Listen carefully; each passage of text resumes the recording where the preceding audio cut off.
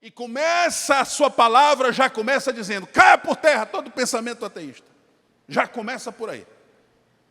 O segundo pensamento que cai é o pensamento politeísta. Não há muitos deuses, não há vários deuses, não há deuses maiores e menores. A Bíblia começa dizendo, Elohim, o Deus Criador, o Deus Todo-Poderoso, só há um Deus. Que nós possuímos 100 trilhões de células. E nossos ossos, todos eles são ajustados por juntas e medulas e são 206 ossos.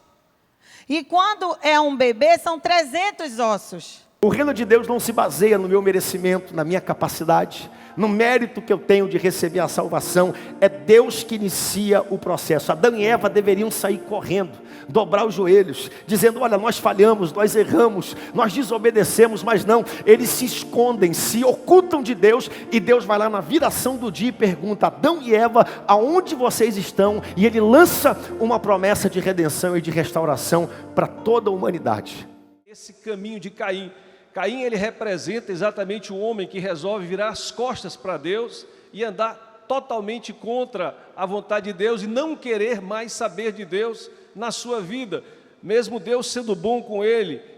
Você pode ser minoria, mas você com Deus, a gente diz, com Deus é maioria em qualquer lugar, não para subjugar o outro, mas o medo não é eu vou ser contaminado pelo mundo. A certeza é, eu vou vencer o mundo e quem chegar perto de mim vai ser abençoado e poderá ser salvo. As pessoas podem frequentar templos e lotar templos. Se elas não seguirem o direcionamento que Deus deu mediante a sua palavra, pode ter certeza, elas irão naufragar. Mas aqueles que permanecerem firmes na direção que Deus apontou para nós, esses serão salvos para a glória de Deus. Nós vamos olhar como Deus trata, de vez em quando o nosso coração se sente arrogante, autossuficiente, como se não precisasse de Deus, ou como se quisesse ser igual a Deus, ou como o humanismo prega que nós somos os próprios deuses da humanidade. Nós vamos perceber aqui como Deus trata, e isso, gente, acontece por toda a história. Alguém pode olhar e dizer, é um absurdo o que aconteceu na época da Torre de Babel, mas acontece até os dias de hoje. Nós continuamos sendo da mesma forma.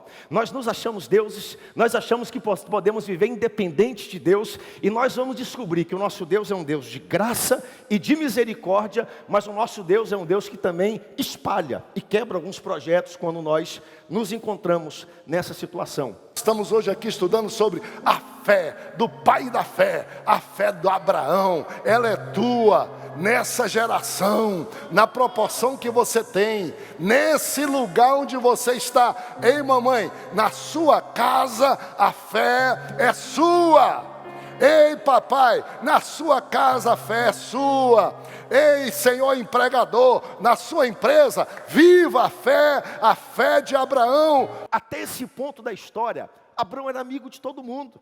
Até esse ponto da história, aonde ele chegava, ele era benquisto, porque ele era um homem que abençoava as pessoas, chegava com a sua herança, se comunicava, não fazia inimigo de ninguém. Só que quando Abraão foi lá, pegou o seu exército, desafiou os 4 reis do norte, a ficha caiu na cabeça de Abraão. Eu fiz inimigos daqui para frente. Esses homens não vão deixar barato. Eles vão, quando a fama souber que eu, sem um exército treinado, com 318 homens, venci 4 exércitos, e ele fez isso, não porque ele merecia, porque ele era bonito, porque torcia pelo Remo, pelo Paysandu.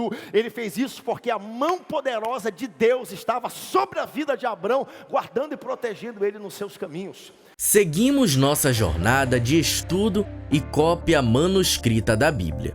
No culto da família com escola dominical, essas foram as lições da nova revista Gênesis que já estudamos nesse trimestre. No próximo domingo, estudaremos os capítulos 18 e 19 de Gênesis. Aprenderemos sobre Sodoma e Gomorra, e você não pode ficar de fora. Um ensinamento do anjo que disse, não olhe para trás, siga, salve, escape-se por sua vida. E a Bíblia diz que no caminho, o coração dela, assim como o povo de Israel, desejou voltar.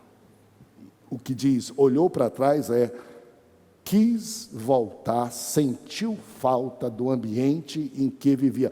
Quais eram as circunstâncias, eu não sei, e nem posso julgá-la mais do que isso. A Bíblia diz que, como era uma região de sal, ela se tornou numa estátua de sal.